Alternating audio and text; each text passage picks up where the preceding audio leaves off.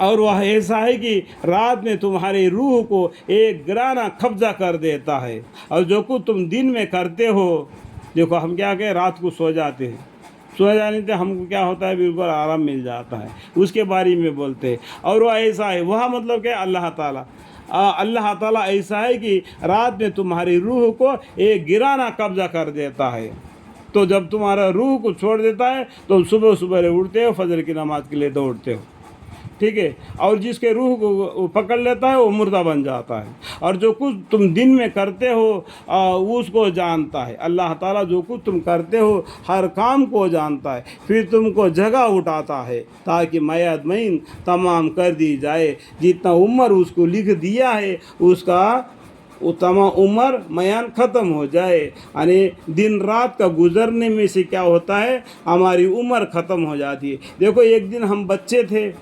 جیسا کہ سورج نکلتا ہے، سورج ڈوبتا ہے، نکلتا ہے، ڈوبتا ہے، نکلتا ہے، ڈوبتا ہے، اس طرح کی روزوں پر روزہ چلتے جاتے تو ہم بچے سے بڑے ہو جاتے، بوڑھے ہو جاتے، اس کے اندر اس طریقے سے ہمارے میعاد معین ختم ہو جاتی ہے۔ اللہ کا حکم کے ساتھ اپنی زندگی گزار دیا تو اللہ کی رحمت میں آ جاتا ہے، اللہ سے نفرت کر کے دنیا میں زندگی گزار دیا تو یہ کافر بن جاتا ہے۔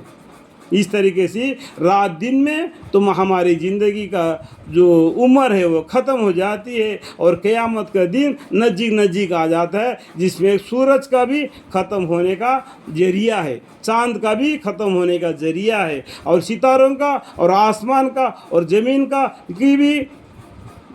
برباد ہونے کا، یعنی ختم ہونے کا ایک ذریعہ ہے۔ اس طریقے سے رات دن گزرتی ہے، جس میں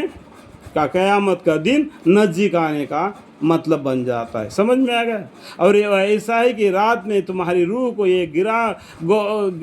گوانا قبضہ کر دیتا ہے، اور جو کچھ تم دن میں کرتے ہو اس کو جانتا ہے۔ اللہ تعالیٰ تمہارا چلنا پھرنا رہنا کھانا تک کا خبر رکھتا ہے، پھر تم کو جگہ اٹھاتا ہے تاکہ میعاد معین تمام کر دیے جائے، پھر اس کی طرف تم کو جانا ہے۔